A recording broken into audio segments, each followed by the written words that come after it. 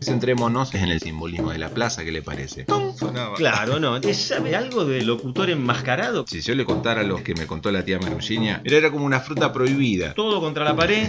Vamos a sacarla a las madres de esta trama. ¿Conoce a Simela? Ya lo dijo un viejo poeta. No me voy a sumar a su truquito. Bueno, le propongo algo, vamos a hacer así. A ver, una rimadita, todavía me duele. ¿Qué pasó? Esa risa socarrona que usted produce al hacer la pregunta creo que lleva implícita la respuesta. ¡Esto es mío! Los buscadores de tesoros, los de talentos o los motores de búsqueda trabajan intensamente para encontrar lo que desean. Nosotros no. Preferimos que el imán de nuestra brújula encuentre agujas en el pajar de Buenos Aires porque nos atrae la sorpresa del hallazgo. Con fragmentos de la historia, lugares, anécdotas o personajes, vamos armando nuestra propia historia. La contamos en forma coloquial, sin favoritismos innecesarios, y lo compartimos para avivar la llama del recuerdo, para valorar el camino que nos trajo hasta acá. Bienvenidos, están todos invitados a participar de cada descubrimiento y esperamos que lo disfruten. Nuestro encuentro hoy es en la plaza. Estimado, ¿cómo le va? ¿Qué tal, dice? ¿qué tal? Venga, que falta uno para el truco en el club. Recuerda que en nuestro encuentro anterior dejamos muchos temas pendientes. Los entretenimientos en casa nos hicieron vislumbrar muchas agujas. Sí. Nos faltaron mostrar hallazgos con todo detalle, ¿recuerda, no? Sí, cómo no, ¿cómo va? ¿Cómo anda todo? Bien. Lo veo bien. Sí. Sí, está bien de salud todo, ¿no? Sí, estoy muy bien. Bueno, por supuesto que me acuerdo. Nos quedaron muchos temas pendientes en el encuentro de Puertas Adentro del Hogar, ¿verdad? Y lo acompaño, ya que va para allá, pero no voy a poder darle una manito ahí en el truco, sino que voy a tener que ir a la mesa de ajedrez, porque tengo un compromiso, yo tengo una partidita pendiente ahí. Caramba. Y estoy ansioso por aplicar la apertura del gambito de dama, como me sugirió usted. Confío en su experiencia en el juego de los escaques para ponerla en práctica. Bueno, y esperemos completar nuestra diagonal próximamente, entonces, y hoy nos centramos en el simbolismo de la plaza y los entretenimientos de cercanía. Los entretenimientos de cercanía, esos en los que participamos activamente cerca del hogar. Muy bien, exacto. Las plazas, los lugares públicos, ¿no? Sí. El aprovechamiento de espacios abiertos como lugar de uso público nace desde que se realizó el primer trazado en la fundación que llevó adelante Juan de Garay en 1580. La Plaza Mayor, que todos conocemos como Plaza de Mayo hoy, ya estaba establecida en el plano fundacional y esto la diferenció bastante, esta traza, con la hecha años antes por Pedro de Mendoza, que más bien era un asentamiento, Sí. ¿vio? Ya en las ciudades de Medio Oriente, del mundo greco-romano, las plazas por lo general estaban rodeadas de edificios públicos y religiosos. La plaza tiene antecedentes milenarios. Es un lugar que se utiliza como punto de encuentro y referencia. Sin duda, sí, es cierto. Buenos Aires tenía espacios denominados plazas y otros que no tenían construcción y los llamaban huecos. Uh-huh. Era un espacio vacío, pero tenían como diferentes nombres. Terrenos baldíos. Para nuestro entretenimiento infantil, cuando éramos pibes, eran perfectos cualquiera de los dos. Un picadito, la mancha, las bolitas, era el terreno ideal. Era el terreno ideal, ¿verdad? Jugar a la pelota o al picadito, como dice usted, se daba muy bien en esos terrenos un poquito más grandes que eran los baldíos, los potreros, como les llamamos, jugar al potrero. Sí. A veces no había esos lugares tan libres como por ejemplo donde yo me crié, así que jugábamos directamente en la calle, sobre el adoquinado. Uf. Feo rebote. Feo rebote. Le cuento una que todavía me duele. Jugábamos ahí sobre la calle Mármol, entre Metán y Rondó, más o menos para que se ubique. Sí. Jugábamos con esas pelotas de goma, ¿se acuerda? Que había en esa época. Sí.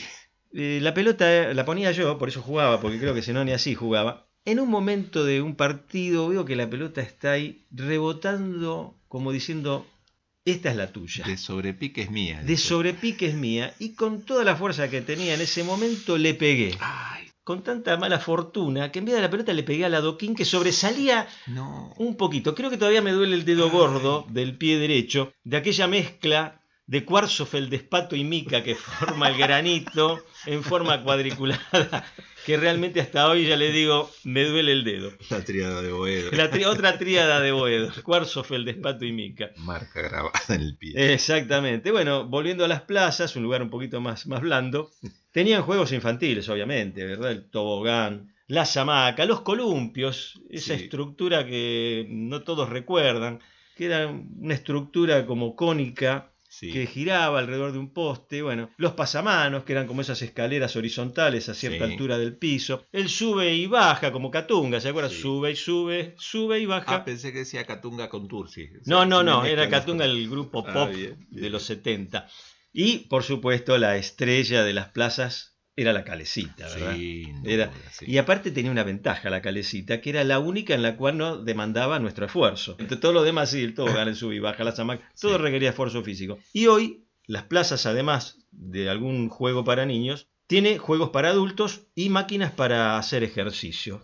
Pero volviendo a la Calecita tradicional, ¿alguna figura preferida tenía usted? Y sí, yo prefería el caballito, era mi figura preferida. Exacto. Eso sí, pocas veces lo conseguía. Yo era como medio lento para estas cuestiones. Y los otros pibes enseguida llegaban y se trepaban arriba de un caballito. Yo no entendía cómo conseguía. Ellos tan rápido, yo terminaba todo doblado, abollado, agarrando el volante en una cajita que parecía un auto, Claro, parecía un sí. avioncito, una Sí. tacita, no sé qué era eso. Imagínense que para mí llegar al caballito y conseguir la sortija era lo mejor que me podía pasar. Está bien. Me lo imagino con las rodillas pegadas a los pómulos. Sí, era así más o menos, el volantito chiquitito, Claro, ahí, no, una de- totalmente Desastre. fuera de su escala. Con respecto a la sortija, vamos a hacer hincapié en la fortuna que usted tenía con la sortija. ¿La podía atrapar a veces? No, mire, yo pocas veces la conseguía. Usted hablaba que no demandaba esfuerzo. No se imagina el esfuerzo que yo gastaba en la Calecita con la desesperación por agarrar esa fruta prohibida, esa forma de pera. A mí se me antojaba que era una granada que me iba a hacer explotar de felicidad cuando conseguía sacarle la espoleta. Mire, pegaba la vuelta y le pegaba unos manotazos a ese prestidigitador que era el calecitero, bamboleando esa espoleta y nada, no lo conseguía y miraba esos layas cuando pegaba la vuelta y se alejaba. Ay, Triste. qué triste. Después la renovación de la esperanza al verla que se acercaba otra vez y otra vez, el calecitero sacudiendo su mano como un desesperado. La frustración, no le puedo contar, cuando veía que quedaba la pera colgada ahí de la cadena, poste, del claro. poste. Hubiera preferido que en ese momento cortara la música y bajemos todo, Sí. que se renueve la vida, que se renueve la oportunidad de conseguir esa. Qué No. bárbaro, ¿no? Ahí no siempre terminaba la música enseguida, pero bueno, sí. cuando bajaba yo buscaba desesperadamente la mano del poseedor de ese trofeo, ¿no? Sí, sí, sí. Y lo ¿Esa miraba. frustración la pudo penalizar de alguna manera? No, yo todavía tengo ganas de explotar granadas, creo, mire. ¿Qué Bueno, quiere pero que le- tranquilícese. Me quedó así una sensación horrible. Bueno, Claro. ya. Algún psicólogo amigo tal vez. No, que no Sí, tiene que no. ser amigo el psicólogo. ¿eh? No. Ahora voy a ir un poquito más allá de la profundidad de su declaración. Voy a indagar un poquito más acerca de su fracaso. Qué dolor. Qué dolor, ¿no? ¿Quién lo llevaba a usted a la Calecita? Porque tal vez ahí estaba una de las falencias, porque el que lo llevaba o la que lo llevaba era una pieza clave en esto. No, había un vecino mayor que nos juntaba varios pibes, y la Calecita estaba a un par de cuadras, entonces nos juntaba varios y nos llevaba él, un vecino. Ajá. Mire, voy a sacar de este panorama tenebroso a las madres, porque son siempre santas, ¿verdad? Que lo pudiera llevar a la Calecita. Vamos a suponer que podía tener una tía o una prima mayor Sí. que lo llevara a la Calecita. Entonces imagínese este cuadro, ¿no? Usted está ahí al lado de la tía o de la prima mayor y escucha que ella dice al boletero, al calecitero, ¿me da un boleto?, decía. Sí. El calecitero la mira y dice, con una vuelta no hacemos nada. Ah, Entonces ella responde, como un partido de tenis, ¿podrían ser 2 boletos? Entonces el hombre dice, así empezaríamos a rimar.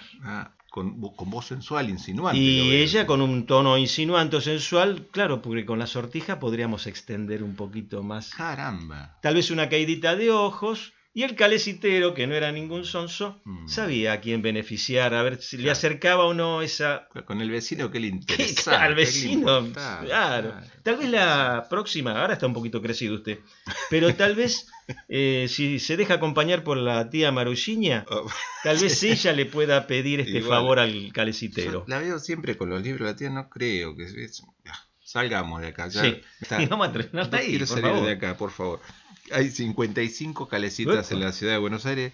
No quiero ir a la calecita ya hoy, No, ya simplemente no. las documento nada más. Está bien. Bueno, todas estas conservan todavía esa magia de viajar sin cambiar de lugar. ¿Usted sabe cuándo se instaló la primera calecita en Buenos Aires? Mire, yo carezco del amplio conocimiento que tiene de la historia de la ciudad, pero voy a hacer un pequeño arriesgo. El primer parque japonés, que era un parque de diversiones, es de 1911. ¿Pudiera ser allí que estaba Tuvo muy buena jugada. Y bueno, fue un poquito antes. Ya vamos a hablar del parque japonés, pero en el año 1867 ubica aquella Plaza Lavalla que decíamos que unía la Diagonal Norte con el... Bueno, donde está Tribunales. Sí. Ahí parece ser que estuvo la primera calecita de la ciudad de Buenos Aires.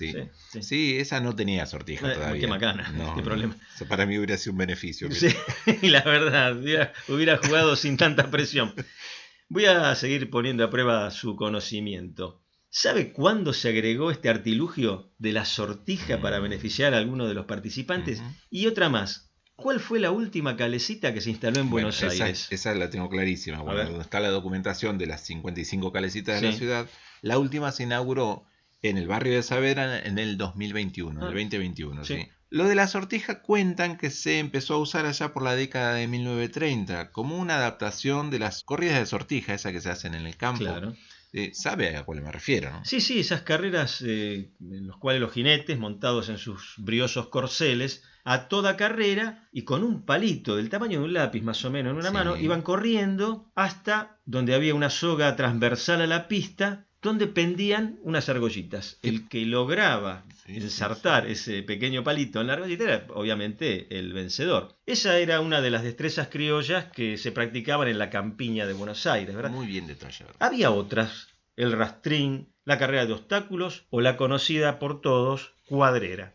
Y hablando de cuadrera, hay unas estrofas de una canción que dice algo así: y se escuchó, ya largaron, y la cosa fue pareja, ni se sacaban la oreja y los rebenques bajaron.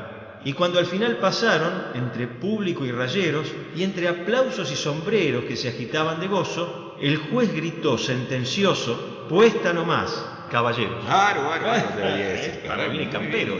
Qué bueno, muy bien. Esto pertenece a Gualberto Gregorio Márquez. Usted sabe que nos gusta nombrar al autor cuando alguna cosa no es nuestra. Hacemos el reconocimiento que corresponde. La milonga se llama El Desafío. A este autor se lo conoce más como Charrúa, ¿sí? Es el seudónimo con el que se hizo conocido. Él, por vivir y compartir las vivencias del hombre rural, supo retratar en su obra las costumbres del campo. Por cierto, ¿cómo anda para las destrezas camperas? Ya lo veo que anda milonguero usted.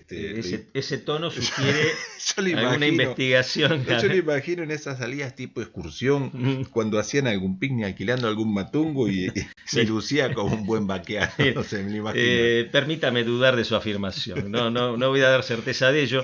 Lamento desilusionarlo, mire. Así como usted estaba desilusionado con la sortija, bueno, yo lo voy a desilusionar. No tengo, ni creo que voy a poseer nunca habilidad para manejar un brioso corcel. Los caballos son espléndidos animales, usted ya lo sabe, ¿no?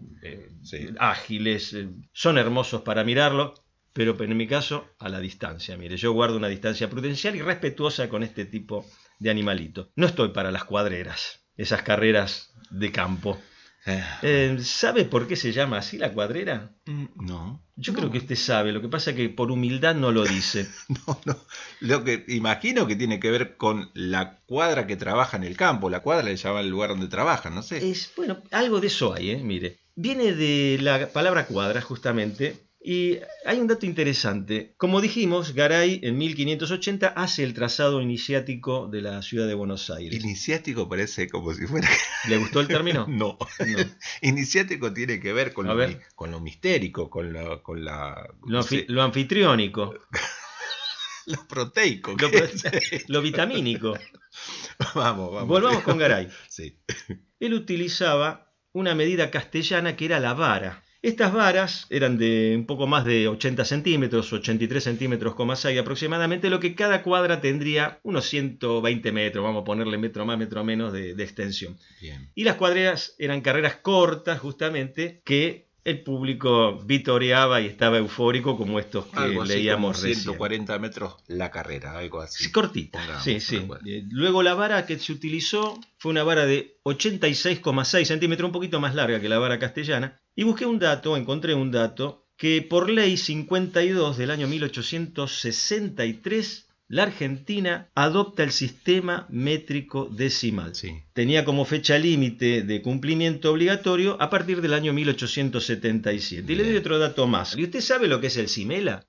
No haga ninguna conjetura, mire. Me da para rimachusca. No. Para el año 1972, la Argentina adopta el CIMELA, que es el Sistema Métrico Legal Argentino, que es el que usamos en la actualidad. Todas las medidas adhieren al Sistema Internacional de Medidas y Unidades. Bueno, todo empezó con aquellas varas que usaba don Juan de Garay y terminamos con estas medidas autorizadas en la Argentina. Y la cuadra sigue siendo de 100 y pico de metros, según el lugar. Así que veremos que los terrenos más antiguos en Ciudad de Buenos Aires e incluso el Gran Buenos Aires cuentan con 8,66 metros de frente. Esto eran 10 varas. Claro.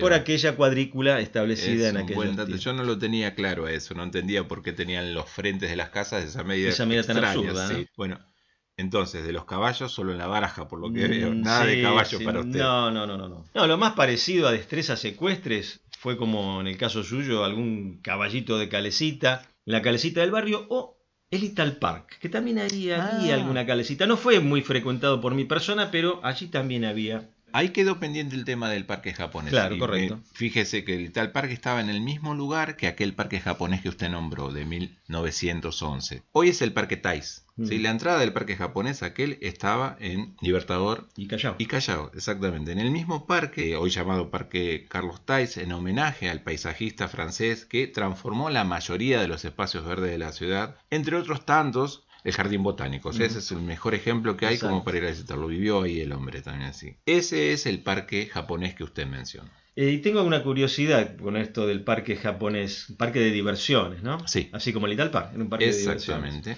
Ahora tengo curiosidad con el tema del parque japonés, porque las referencias también lo ubican en Retiro, cerca de lo que llamábamos la Torre de los Ingleses o actualmente Torre Monumental. Bien, justamente ahí es donde viene la aclaración. Lo dejaba hablar porque sabía que iba a venir con esa mención. Me hizo trampa. La mayoría de las personas dicen, pero si el parque japonés estaba en Retiro. Bueno, el primer parque japonés, el que usted nombró, el de 1911, funcionó en este lugar que le digo. En la entrada estaba en Avenida Libertador y Callao. Sí.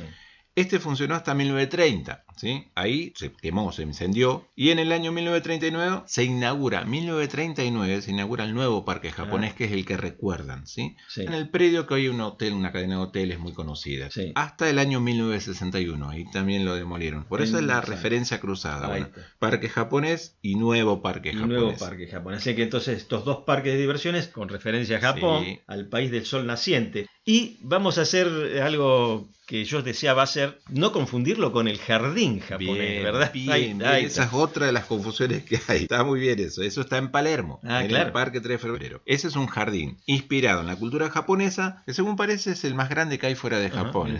Cada disposición del paisaje, cada parte del paisaje tiene un trasfondo filosófico. Esto merecería ser recorrido con un guía para disfrutarlo plenamente. Claro. Mire si vamos ahí al jardín japonés y nos encontramos con el señor Miyagi.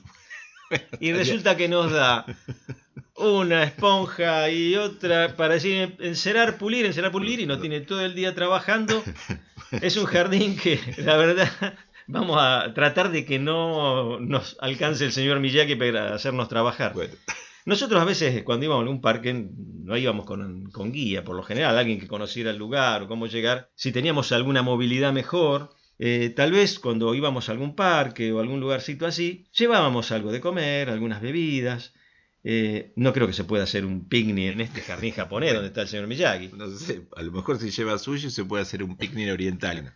Aclaremos que un picnic oriental no me refiero a los de los charrúas. No, esos son otros orientales, sí. Nosotros estábamos hablando de la zona de Recoleta Retiro cuando mencionamos al parque japonés y esto es el jardín japonés. Bueno, creo que quedó bastante establecido y claro. Bueno, venga un poquito de vuelta para acá porque nos alejamos un poco de nuestra temática, nos fuimos un poquito por los parques.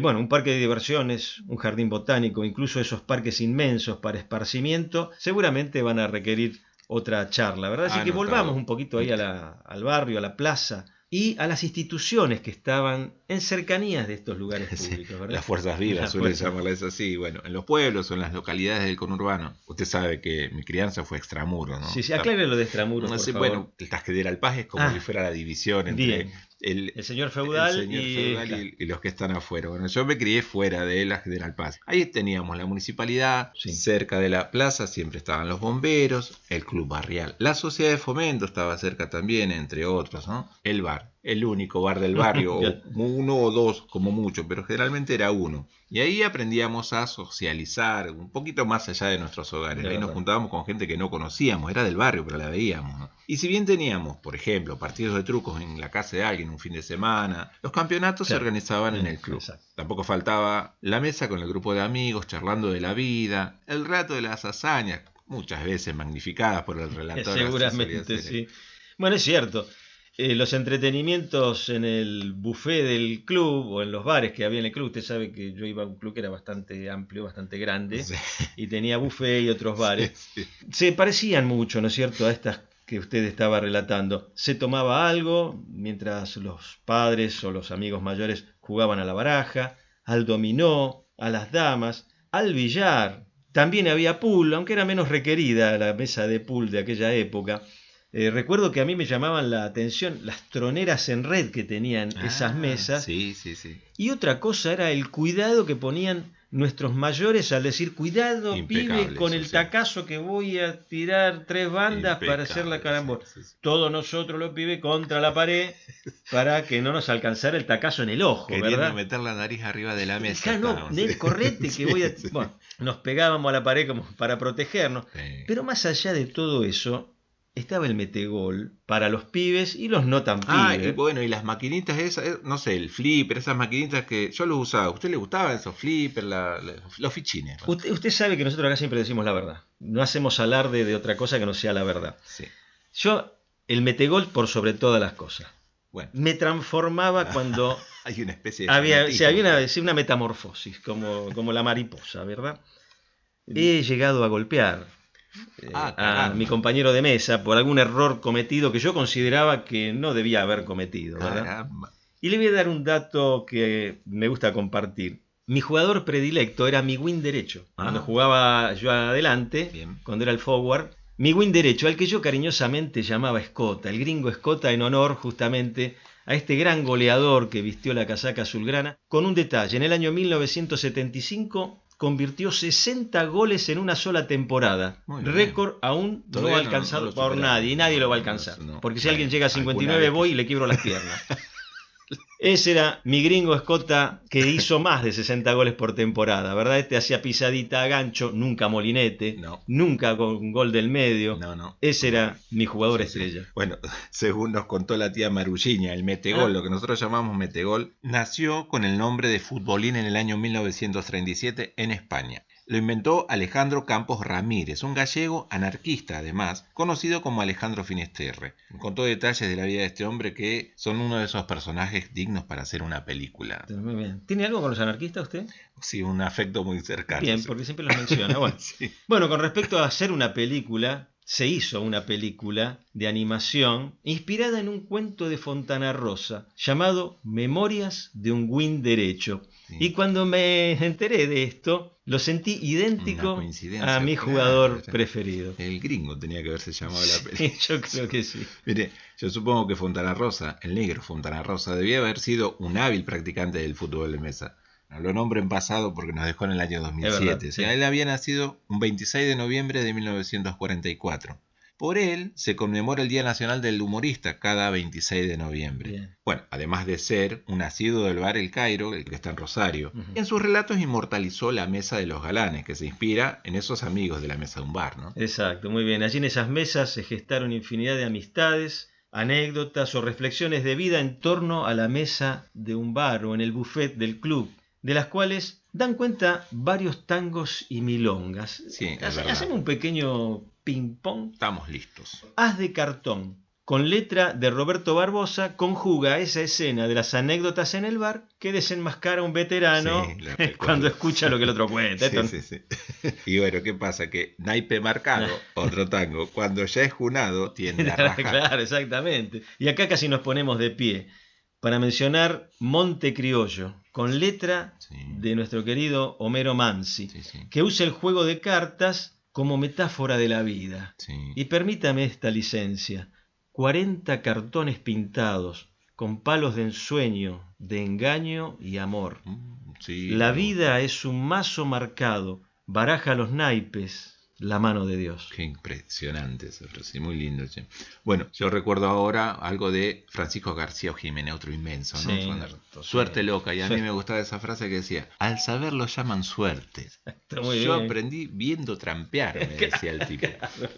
Bueno, en las 40, su autor Gorrindo aplica la figura del tute como una apelación a decir la verdad. Para cantar las 40 hay que tener el caballo y el rey del mismo palo, no hay manera de mentirlo, y el tipo te canta las 40. Bueno, fíjese que en el truco está permitido y hasta es una habilidad saber mentir. Pero fíjese que a veces con eso no alcanza. Exacto. Recuerdo, por ejemplo, aquella frase que decía, ¿cuántas veces con un 4 a un envido dije quiero? Y otra vez me fui a Baraja sobrando con 33. Eso es del amigo Celedonio. El negro Cele. Ahí está, sí, estaba muy esperando bien, este sí, momento, sí, Miguel. el negro Cele, sí, siempre viene, es un amigo. Esto salió del tango cuando me entres a fallar. Exacto, muy bien. Hay otros temas también relacionados con el juego de baraja, por ejemplo, Escolazo, o Por culpa del Escolazo, Sí, sí. que lo recordamos en la voz de Edmundo Leonel Rivero, y hace alusión al juego, en este caso, por dinero. Sí. También el tema Barajando compara la vida con el juego de naipes. Hay un tango que se llama Me voy a Baraja. Esto lo hacía la orquesta de Donado. Lo usan para las milongas, lo bailan mucho. Se usa la figura del truco como un estribillo, un pedacito de canción que se dice. Cadícamo, por ejemplo, con su tango Naipe, dice en una estrofa, ya lo dijo un viejo poeta, la vida es una carpeta. Bueno, y respecto a situaciones que transcurren en un café, en el bar, hay muchísimos. El mismo Cadícamo con un café de barracas, por ejemplo. Cátulo Castillo tiene El último café. Discépolo, Cafetín de Buenos Aires. ¿Sí? Qué bien, qué lindo, El último café. Usted sabe que escuché hace no mucho a una cancionista, Paula Castiñola, interpretar, entre otros, El último café. Qué bien. Se lo recomiendo. Muy bien. La mesa de un café hace alusión a la amistad con la siguiente frase. Templábamos los tres en el naipe nuestro humor, de José María Suñé. Seguramente hay muchas más, pero fíjese que en ocasiones más cercanas a nosotros, más contemporáneas, sigue haciéndose honor a las reuniones. Cacho Castañas nos contó, nos mostró Café La Humedad. Claro. La Mississippi, la banda de blues, hace Café Madrid. La Portuaria hace el bar de la calle Rodney. Seguimos generando anécdotas, viendo juegos en las mesas del club o en los bares. Sigue habiendo filósofos en las mesas de café. Sí. El juego muchas veces obra de convocatoria para estas situaciones. ¿Sí? Exactamente. Bueno, ya lo dijimos en alguno de nuestros encuentros. El juego es una cosa seria, y así lo tomamos todo. En muchos casos, en esas reuniones también se proyectaban próximos encuentros. En muchos casos, después de un campeonato de truco, se ponían de acuerdo para hacer una excursión o alguna salidita, ¿verdad? Algún picnic. Nosotros desde el Metegol, mientras jugábamos, escuchábamos cómo hacían estos arreglitos, se programaba la salida y ya de antemano empezábamos a disfrutarlo. Bueno, eso sería como ampliar el círculo social del que hablábamos, ¿no? Porque íbamos toda la familia, casi siempre iba así, incluso se colaba alguno. Bueno, le propongo algo, vamos a hacer así. Vamos a ir despidiéndonos del bar, del buffet, los juegos de mesa. Lo dejo ir a su partida de ajedrez y ¿qué le parece si para el próximo encuentro hacemos una excursión? Muy bien, sí, acepto. Y bueno, voy a poner en práctica a ver si me sale lo del gambito de dama. ¿Sabe algo del locutor enmascarado que nos visitó hace un par de semanas? Lo podríamos invitar para la excursión. Vamos a ver si lo conseguimos. ¿Sabe que el locutor podría haber inspirado a un personaje de Fontana Rosa tranquilamente? Tiene el perfil.